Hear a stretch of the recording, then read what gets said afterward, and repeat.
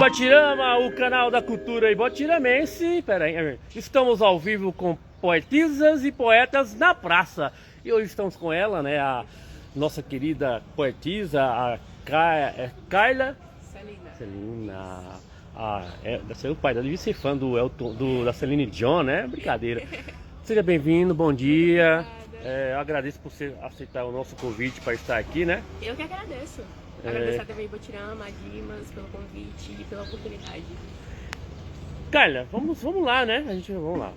Você participou de edições de festival de poesia, né? Interpretando outros poemas de outras pessoas. O que motivou você a essa escolha? Porque eu sempre fui uma pessoa muito expressiva e eu gosto de falar em palco, sabe? Porque é muito bom, eu gosto.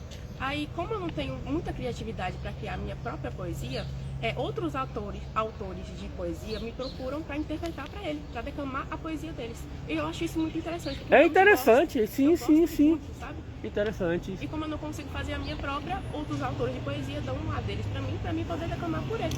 Isso é interessante, né? Bacana. Vamos de poesia? Aqui, a gente pergunta, você responde. Vamos de uma poesia aí com a gente. Qual é a primeira poesia que você traz pra gente aí, Carla? Eu trago uma poesia do autor Gustavo Andrade. Que Deus tenha piedade de mim, mas que a terra lembre. Engraçado, né? Tanta gente preocupada com o tamanho do meu short, mas ninguém liga pro tamanho da dor que eu carrego. Se eu sorrio, tô me oferecendo. Se eu choro, tô fazendo drama. Se eu grito, sou louca. Se eu denuncio, sou mentira.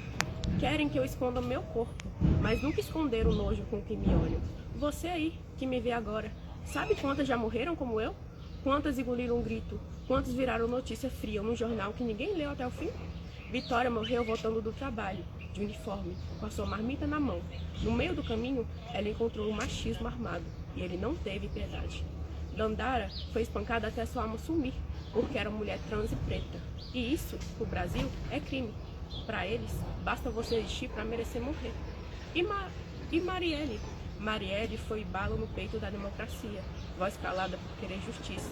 Ela tombou, mas vocês continuam sentados, esperando o mundo mudar sozinho. E eu sou só mais uma vítima, que teve o corpo tocado sem querer, a roupa julgada, o não ignorado.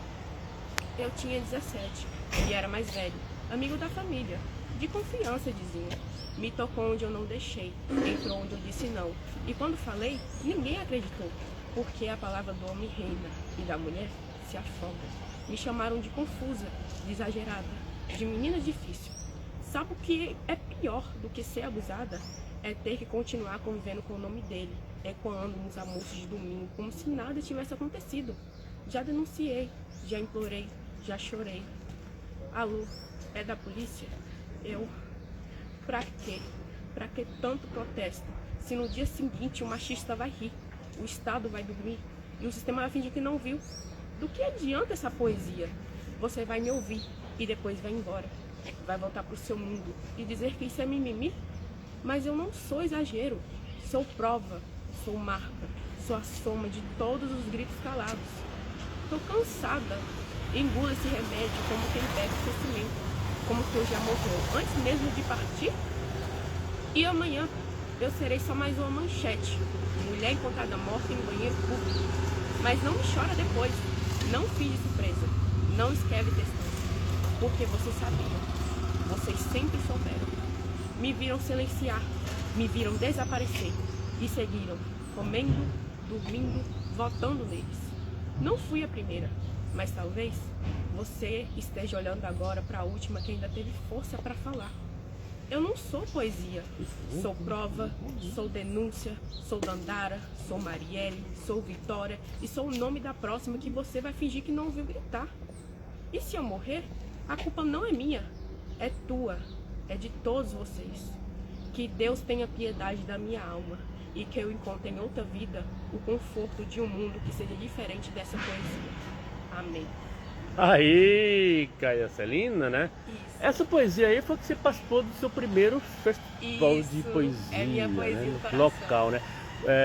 Você classificou, né? Chegou aí para o Nacional com essa poesia, não foi? Sim. Foi ano passado, né? Foi. Vamos lá.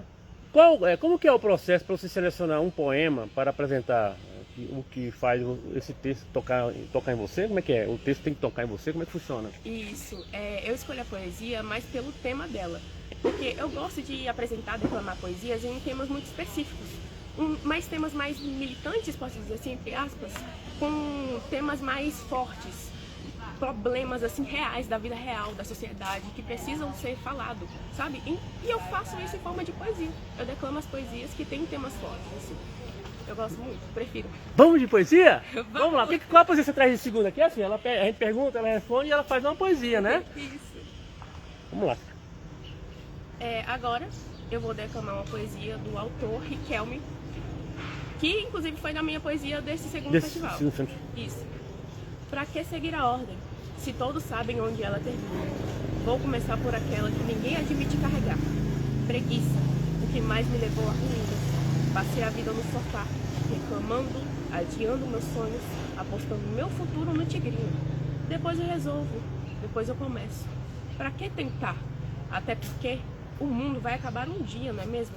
Eu repetia isso, como quem chama a própria cova de conforto. E foi assim que morri, preso nas correntes do meu amargo desejo, sendo escravo daquilo que jurava controlar, achando que amanhã teria pena de mim.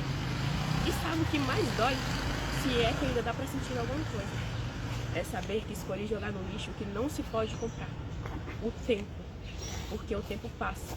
E quando vi, já era tarde demais. Não posso voltar. Não posso reescrever minha história. Então encho minha cara com sangue me amar. Embora, pensando bem, ele não seja tão amargo quanto a culpa que carrega. Espera, mas a culpa nem é minha. Eu sou apenas mais uma vítima. O problema é da gula. Sexto pecado capital. Ela me fazia querer devorar o mundo. Comeria até o teto se fosse possível. O problema era levantar para alcançá-lo. Acharam engraçado, não é? Eu também achei. Só deixou de ser engraçado quando vi minha mulher ir embora. Mas, para falar a verdade, na época, nem isso conseguiu me tirar do sofá. Porque já havia outro pecado sussurrando no meu ouvido. Luxúria. Ela me empurrava para águas que eu nunca soube nadar. E eu me afogava lentamente. Choro, lamento, culpa. Era tudo que sobrava depois que eu trocava amor pelo consumo de um corpo. O prazer sempre chegava primeiro. E depois de perceber o tamanho da minha porquice, toque, toque. O arrependimento logo batia na porta.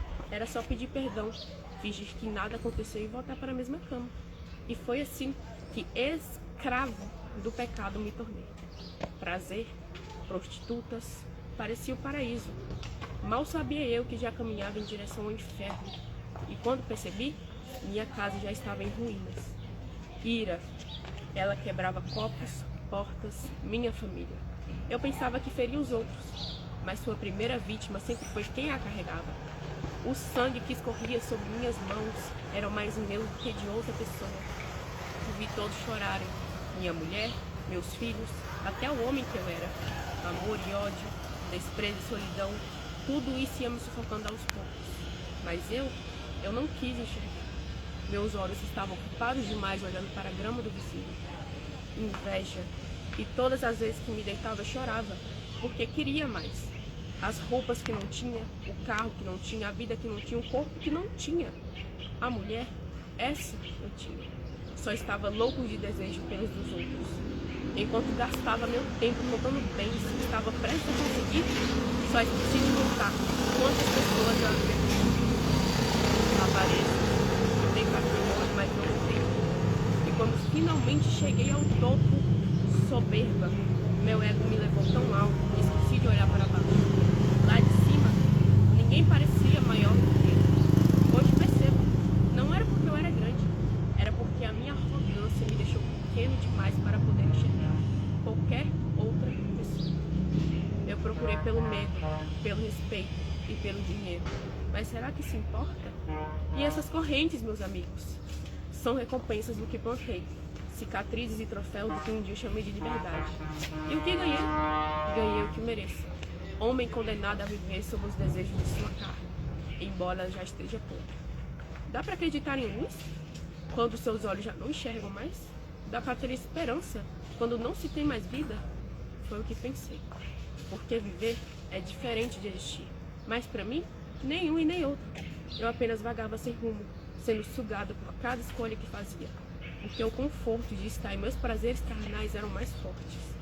Lamentar não vai me tirar de onde vim parar. Chorar não adianta mais, pois os meus choros não conseguem ir além do meu túmulo. Foi como carne por cima, e eu não sou, não fui e nem serei a única vítima. Aí, mais um foi a segunda, né? A que Isso. você participou agora do festival Isso, local, né? A segunda. Deixa eu parar aqui para dar um alô pra galera, ó. Alô Geraldino, lá no Distrito Federal com a gente, em Maria Conceição, São Paulo. Luciano Santana de Souza tá com a gente também, né? Alô Tony Hoff, Amsterdã, Hugh Morgan, obrigado, Tom, parceiro TV Botirama. Joab Moraes, Exo Mendes, Ana Beija-Flor, em Albufeira, Portugal. Obrigado a vocês, são meus amigos. Deixa eu agradecer aqui o Daniel Marques, que é lá da Escócia, que colabora com a TV Botirama. Muito obrigado, né? A Thelma e Nicholas Spike, obrigado por estar colaborando com a TV Botirama, lá de Londres, na Inglaterra também, meus amigos, né, da Inglaterra. E os nossos parceiros, né? A CISL Telecom, Júnior. Alô, Júnior, aquele abraço para você, obrigado. A Donato Móveis, a EMAC Mataram Construção, a Heloísa Teixeira, obrigado pelo Pix, né? Que colabora com a TV Botirama. E a Daci Alves, São Paulo, né? Pergunta, como que você se sente? Você está no palco para dar a voz para outro poeta, né? Para dar a voz uma palavra de outra pessoa. Como é que você se sente ali? Fala pra gente. É muito gratificante, porque você sente que a pessoa confiou aquela poesia para você declamar ela, sabe? E você declamando ali, botando sentimento na sua poesia, é muito gratificante você sentir isso. Ainda mais quando você é uma pessoa muito confiante. Você ali apresenta confiança na sua declamação, você consegue expressar sentimento. Isso é muito gratificante, eu adoro isso. É assim, você responde agora. Vamos de poesia. Qual é a próxima poesia que você traz aí pra gente? A próxima poesia que eu trago é Manual para Não Chorar, de Pamela. Pamela de Botirama? Isso, de Botirama. Quando pequena, me ensinaram a ser forte. Menina bonita não chora. Menina bonita não sente medo. Menina bonita engole o choro. Eu engoli.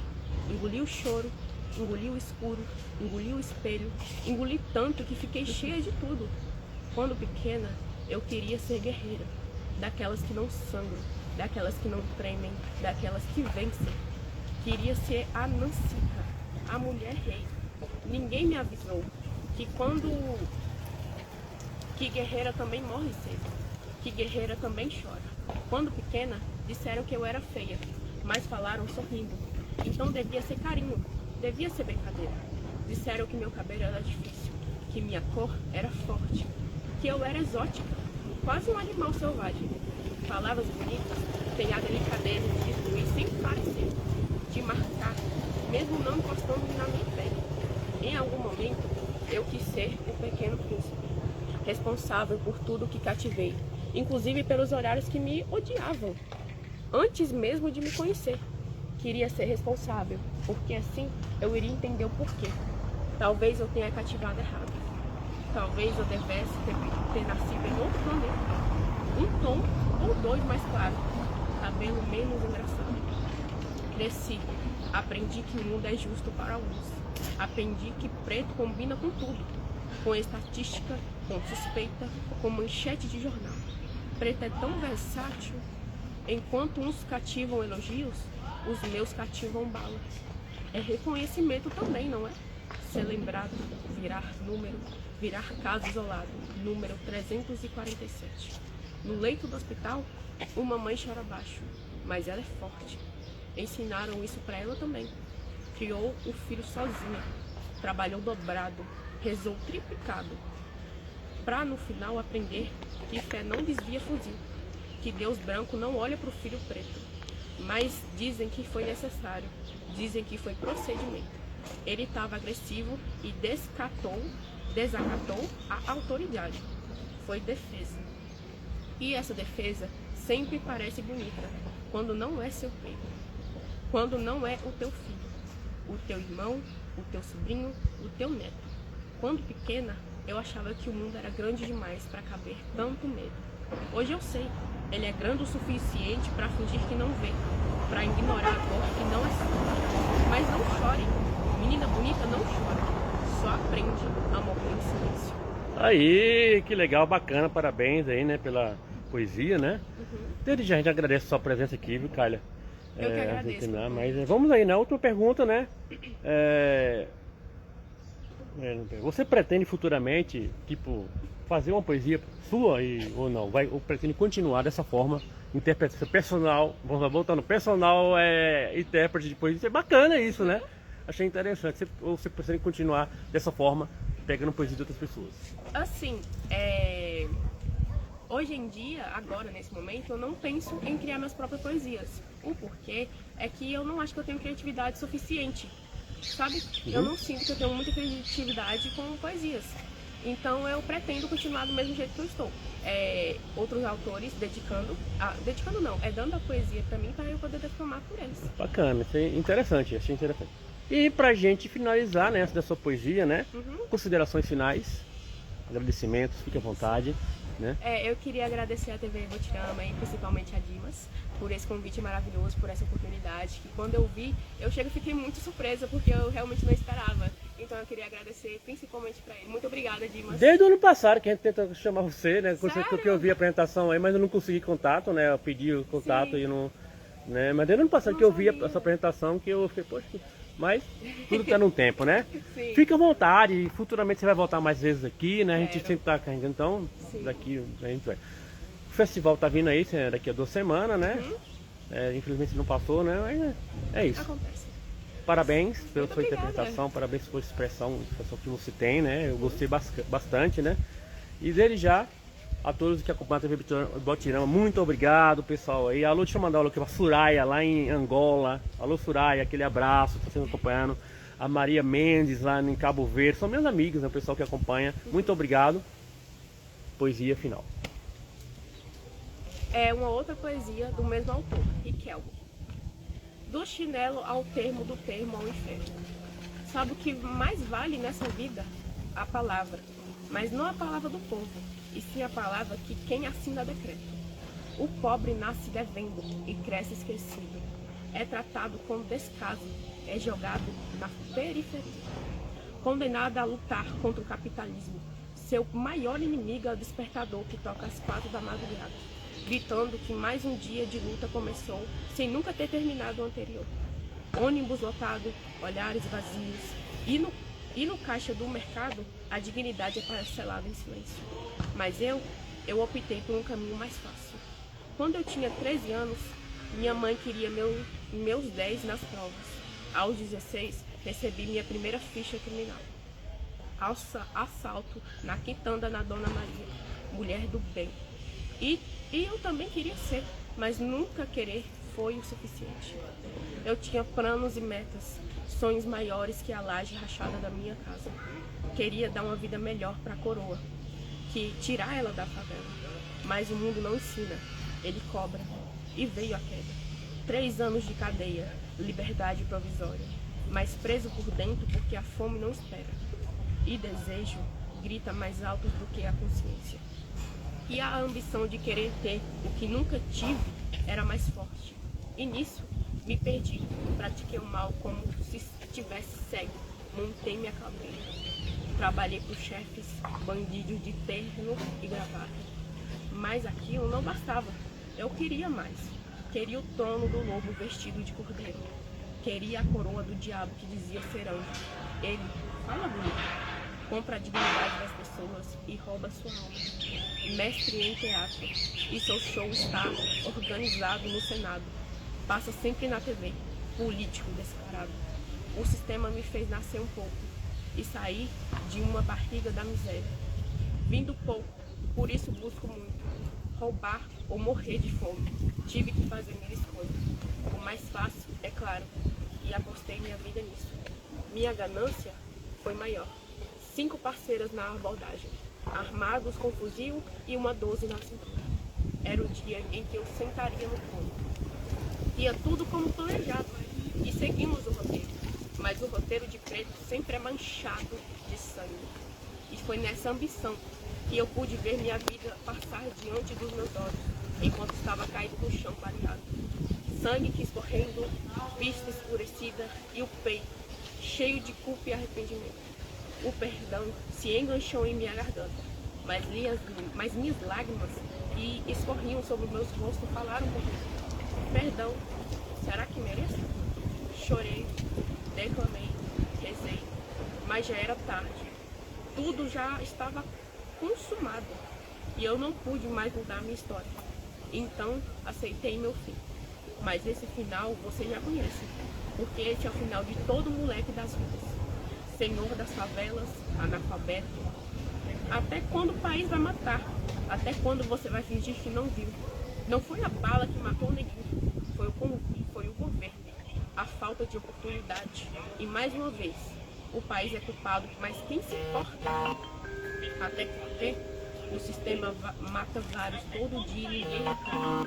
Minha morte virou manchete na TV, mas apenas por alguns minutos, porque a morte de pobre não dá audiência. E o engravatado está no sofá, com ouro e prata sobre a mesa, com seu terno limpo e bem passado. Carla, parabéns, obrigado, né? Sucesso aí na sua carreira. A gente agradece a sua presença e futuramente lá para setembro. Vou chamar você aqui de novo, né? Sim. Que esse novo projeto de poetisas e poetas na praça, né? De manter a chama das da poesia viva. Obrigado. Muito obrigada. Até a próxima. Até a próxima. Deixa eu fechar aqui.